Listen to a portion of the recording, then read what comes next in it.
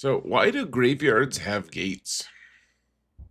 Because people are dying to get in.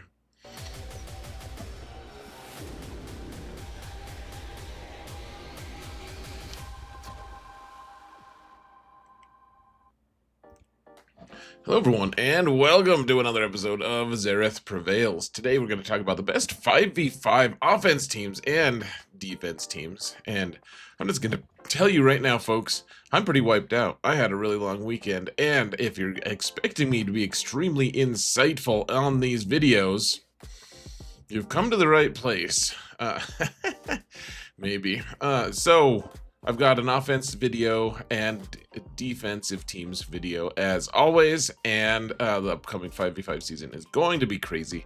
I'll also be putting out a video for the best 5v5 like more basic teams, like a few more, I don't know, with an account that has fewer Galactic Legends, I suppose. That'll come out probably the day after these ones come out, but check them out, folks, and they're all linked in the video description. So huge shout out to my patrons. You guys are amazing. Thank you so much for your support, guys. It means the world to me. It really does. Thank you so much. And if you want to support this channel for free, folks, all you gotta do is hit that thumbs up button, like, subscribe, comment, mount the friggin' algorithm, folks. Please. Let's get to it here, folks. If I can find the right... Whoa, madness. We're in the game. We are here, folks. Wow, okay. So, here, let's zoom in just a bit, shall we? All right. So, how does this meta kind of shape things? Like, what's going on in this current Datacron set? The big thing right now, folks, as crazy as it sounds, even though we're in the era of our new Galactic Legend and we have mercenary Datacrons, we have smuggler Datacrons, and they're all doing all these crazy things, the most impactful thing that people are going to be choosing to do on offense or defense, usually defense, is where are they placing Ezra Exile? That's the biggest question. We don't know where the heck people are going to place him. Well, we do a little bit. It's either going to be on a Ahsoka team, or it's going to be on a Rey team. That's basically what's going to happen, and or at least if your opponents are making good decisions, and if they have all the right the requisite squads, which we're going to assume that they are. The thing is, Leia beats both of those. Typically, you want to use Adrad and Jyn on that team, and that's usually what you're going to look for. So whichever team has Ezra, you're going to use Leia to take him out. That's the idea here, folks, at least. And then the other team that is left, so people are going to be putting Ahsoka on defense quite a bit. You can still beat that. A lot of those teams, just depends. Of course, it depends on what they place with her, but typically you're going to be able to beat them fairly easily with, say, the Eternal Emperor and Darth Bane to beat an Ahsoka team, or against a Rey team, you could probably just use Seer Malicos or even Starkiller, depending on what you're facing. So, nothing too crazy, but you need to use Leia on offense, at least this season, I think. I think it will be crazy if you find yourself up against Leia on defense, because people need Leia to take things out. So, what else? What else are we going to do here, folks? So, I have an entry. I didn't actually make a separate entry for Bane. So, if you end up not needing Sith Eternal and Bane together, of course, you can use them separately. It's a novelty, isn't it, folks? A novel idea. So, what does the Eternal Emperor kill? I mean, not much these days, I'm afraid. If he's not with Bane, destroying things, poning noobs, etc., then, I mean, he's killing, like, I don't know, some Traya teams. You know, like taking out like a Malicos, Seer Malicos team if it happens to be on defense. Maybe a Starkiller team. Nothing too crazy. Like all of like the non-galactic legend, you know, A- level teams that would be on defense. So Bane, however, is probably going to take out quite a few things. One of the things that you're really going to want to look for, folks, if you have a Bane squad, or if you have a squad, if you have Bane available, sorry, I am tired, folks. Bane can take out Balin right now, which, I mean, Balin doesn't sound like that impressive of a character, but with the Hunter Cron that's going to be out, a lot of people are going to have the Hunter Datacron, and if they do, and they have Hunter on their Balin team, it's going to be a very challenging team to beat. Darth Bane seems like he's going to be able to beat that team, so we're going to see that quite a bit, at least at the top levels where people have those 5-man mercenary teams with Balin, and we need to take it out. Darth Bane's probably the dude to do that, frankly. And okay, so here we're double dipping here just a little bit here, folks. I think that Kenobi's probably kind of our security blanket. I mean, there are certain teams he just really doesn't work against at all. But typically we're going to want to use Kenobi to on offense, maybe, or maybe put him on defense. And frankly, guys, you'll see why I don't have General Kenobi here. It's not because he is worse than Mace in this comp. It's just because General Kenobi is on a raid team, because that's kind of the most obnoxious raid team currently. You know, and I try to only use at least most of the characters here only once, obviously, with a couple exceptions. But for the most part, Kenobi, I have him on defense as well as like a maybe, because I don't know that there's a specific team that he's going to be able to beat, and there are a few teams out there that are going to be very challenging to beat, that he just can't be an answer to. However, he's going to be good into most things, so he's kind of you know, he's kind of a security blanket, if you will. So you can put him on defense, you can keep him for offense, whatever you want, however daring you are, that, you know, good luck with it, folks. So Jedi Master Luke, first off, we have, if you can get the mercenary cron for Jedi Cal, he gets buffed quite a bit. So you want, I mean, I don't really care exactly what the comp is. I feel like this is the best comp in general, depending on what you're facing. But this team is going to most likely be taking out, I don't know, could take out Kenobi squad, maybe. Of course, if they have Kenobi on defense, you can probably just use Inquisition to take them out. And Jedi Master Luke, I think he's going to be the guy we try to kill Supreme Leader Kylo with. I don't know for sure if that's going to be consistently possible. We're in a situation right now where I don't really, there's a lot of counters that we just don't know yet. I mean, especially with all the specific faction datacrons and stuff that are out there. This team, though, it looks promising to be able to take out the pointy teeth Rey teams. So, and we're going to see Supreme Leader Kylo on defense quite a bit. So, and I don't think he holds much value for defense. Plus, we're using, if he did have good value on defense, it would be with Basti, Lead, and Watt. And we have a new use for Watt, which is on the defensive side of things. So, you guys can go check that video out. Usually that's the only one people watch. They don't watch this one as much. Okay, so let's see, the General Skywalker team with Captain Rex. This team is actually very useful against those quad mate teams, the Queen Amidala teams. A lot of people have been keeping Queen Amidala on offense lately so that they can kill like Jabba and stuff. I think it's had mixed results so far, at least. Trying to use Queen Amidala against like the new Jabba Hutt cartel teams, because the new Datacron is really good.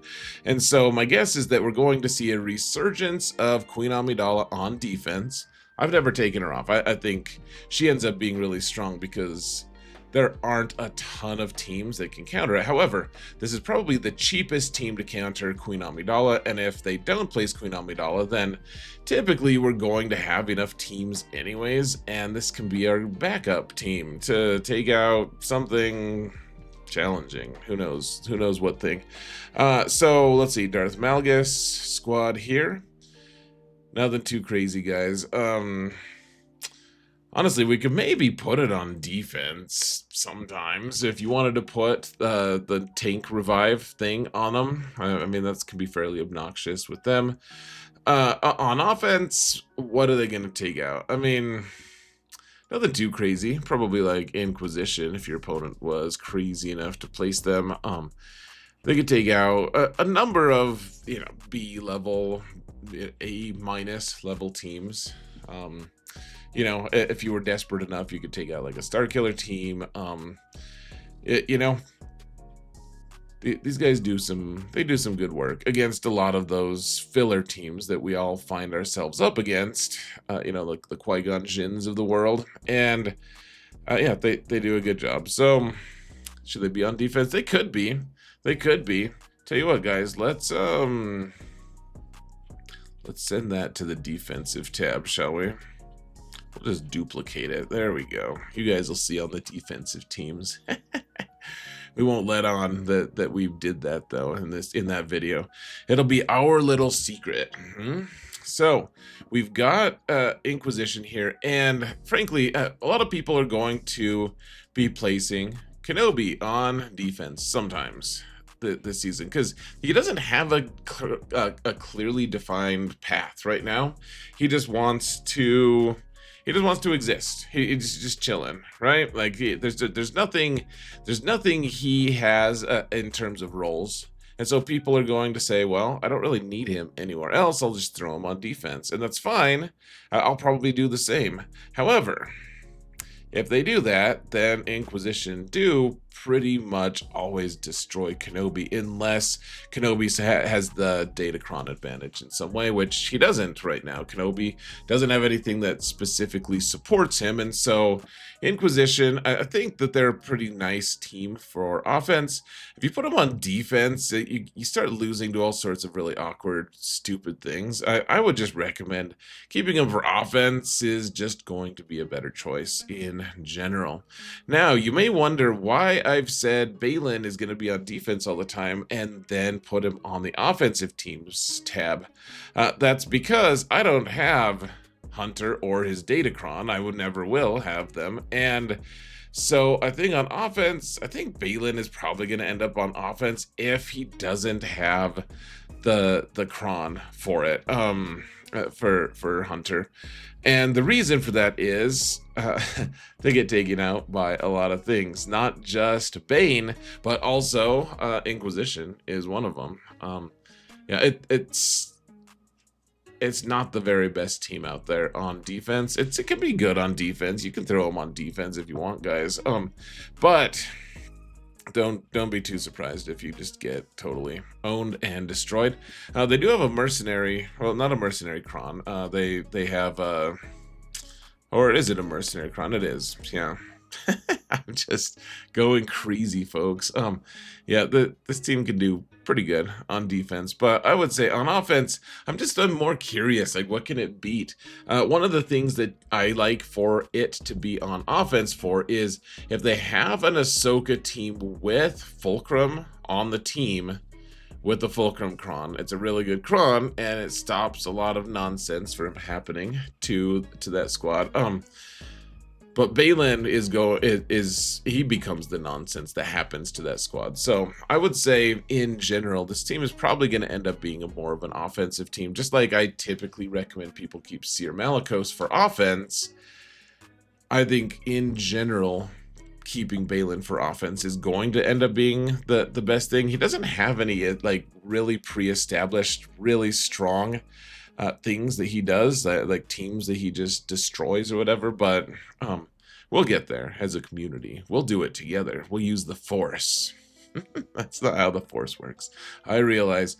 Okay, Aphra, I'm real interested this season, folks. What are we going to do with Aphra? Can Aphra beat Jabba with the new Hutt cartel cron, because Aphra has a new cool set of droid crons, right? And so you could use the IPD datacron. I think that's one of his better ones that he can do, because he's constantly taking turns and everything. The BT1 is pretty good because he's constantly handing out armor shred, which is nice against a Jabba team. It's a team full of blubber typically. I don't even know if we need B2 here because IPD is going to be taking so many turns, but yeah, B2 could be here. He could also just be on a full droid separatist team, because we have pretty decent droid teams, droid datacrons, I should say. So, what's Grievous going to be killing? Not much. Probably if your opponent is crazy enough to put CLS on defense. I mean, look out, because there's a good Rebel Cron out there still. And otherwise, you could take out Starkiller, I guess, if he's on defense. Or maybe he's just going to be on the shelf and you'll just use B2 on a I can't talk, guys, on a Dr. Aphra droid team. I tried to combine Doctor and Droid, and I got whatever that nonsense was. So, what else does Aphra kill? I mean, if you're desperate, she probably takes out like a Jedi Master Luke team. I mean, is that a demand that we have? Not much. Like, she can do okay. Like, she has some play into like Lord Vader teams, I guess. You know, other B level teams. She really just. I'm interested to see how these droid datacrons help with her condition. Hopefully she does pretty good. I don't know. We can finally get to use her Omicrons again, though. We can't use them in 3v3. So let's see. We've got Gungans, and what do they kill right now? Who knows, man? I'm not really sure. They'll take out. People say that they kill. I've heard people say that they kill Supreme Leader Kylo. I'm skeptical with the new Rey team, or with the new pointed teeth Rey on that squad. I guess we'll just have to see what these guys counter. I mean, they counter like basically all the non-Galactic Legend teams, and maybe some of the Galactic Legend teams as well. This team, it also just gets countered by like Bo-Katan pretty easily, and loses. It loses to a lot of different things. It loses to Traya. It loses to, I mean, just a ton of squads. So I would keep it for offense and kill some stuff. One of the things that it's really going to be good against are like the smuggler teams that are going to be out there. We won't see as many of them in 5s as we did in 3s, because we just have weird new constructions for teams, and there's not going to be a ton of those kind of like filler, all evasion squads, but we will probably end up seeing 1 or 2 of those most matches. And these guys auto debuff things really nicely, which that's the thing that turns off the evasion, the 100% evasion from the smuggler crons. And so if you have Jar Jar and his frustration mechanic, which is such an aptly named mechanic, folks, for such a character. So, but he's going to be applying it all the time, and other debuffs, and they're just not going to be able to dodge, and they'll get a taste of frog justice. Now, this Veer's team, I'm really interested to see. It looks like he's still going to be countering Hutt Cartel, even with the Hutt Cartel squads. So we can do that. They can also counter, if you have them modded correctly and everything. You can also counter the new Ahsoka team if they don't have any number of things that'll block you. Like, so watch the defensive teams video. We'll talk about that. This is the cheese option. If your opponent is inept enough to put a Ahsoka squad down, Galactic Legend Ahsoka squad down, without Fulcrum or one of the other things that blocks the Troopers team, then you can get a free kill if you have your guys modded correctly and everything. So It's fine. The Magma Trooper Kron is really cool. You might be able to find another team to cheese with, or to cheese out with this team. You also might not. This team just might end up sitting on the bench, but I'm really intrigued to see how they do against HUD Cartel. CLS, I mean, what are you going to do with CLS? Like, putting them on defense is kind of just a liability at this point, unfortunately. What else does he do? He just sits on the bench, guys. I have a really interesting team, actually, that I'll probably make a separate video using C-3PO and some of his mechanics. It's actually a really interesting team. I'm excited to try it out, guys, actually. But I'm just going to hint at it for you right now. Let's see, Bo-Katan. Bo-Katan can take on a few different versions of Ahsoka, especially if Ahsoka does not have Ezra on the team. And so we want to keep her available for that. She can also take out Jedi Master Kenobi squads. She can take out Lord Vader squads if you're facing them. She does, I mean, she's just a workhorse, guys. She takes out so much stuff. This is one of my top recommended legendary level characters. She's just very strong. And the one thing that I'll note here, folks, is we probably won't have Beskar Mando on this team because he's going to be leading his own team. So probably throw Sabine in as the 5th because there's not really that many Mandalorians available after this. You could throw in Armor, I guess. I kind of prefer Sabine, but you could use Armor if she's not going to be used with, say, the Eternal Emperor. You could probably do that. So this Bando team here, folks, I'll probably be putting in that same video I referenced earlier, the one that I'm going to talk about for other counters. This Bando team is, I'm probably going to make a video at least showcasing some of what it can do. And essentially, though, using the Sana Datacron, we're going to be able to just turbo boost this entire squad's offense and be able to just destroy everyone with everything. Their defense is gonna, or their offense is gonna be like plus 700% or something like that. It's absolutely obscene what you can do, and this team is going to counter a lot of teams out there. I'm really actually pretty excited to use this team. We're also you have to mod it correctly, though. You have to have Bando be the fastest on the team. Unless it's maybe Queel to give your whole team a bunch of turn meter. There's a lot of interesting stuff to be found on this squad here, folks. So let's see. Let's try to go pretty quick here. We're almost done. So Dark Trooper Moff Gideon is going to counter all those smuggler teams that we've been referencing. Wampa is going to be on the bench, a lovely bench warmer. Mon Mothma and friends with Luthen and Kyle Katarn. All these guys, they can take out Leia.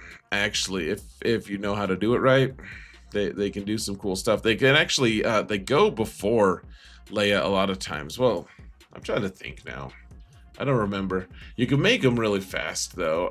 Like Kyle Katarn could be really, really fast because of his unique, I believe, the one that gives a bunch of turn meter. At the start, he gains 10% turn meter for each other rebel fighter. And then there's a Datacron level 3 that gives him more turn meter to start, and he can outrace. I think he can outrace some Galactic Legends. So good for him. Let's see, the Seer Malicos team probably has Fulcrum on it this time because I don't want to put Fulcrum with Ahsoka, frankly, because it's a liability against Balin teams. I don't want that. I'd rather force people into using some other team.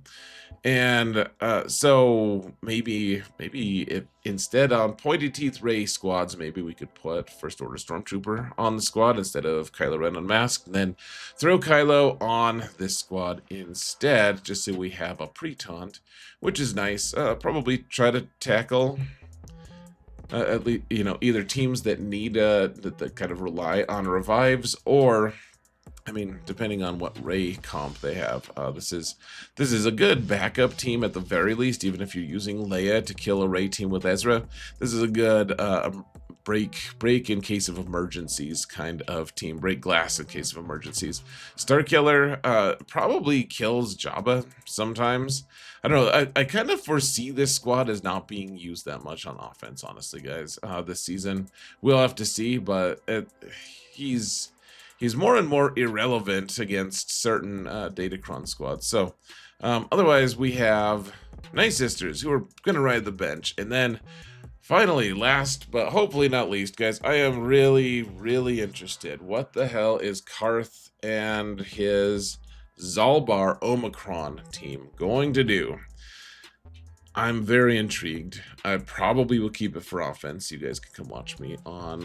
I'm playing live on Twitch and YouTube now, guys. Come watch me live. So, anyways, that's it for this video, for the offensive teams video. We'll talk about defensive teams here in the next one.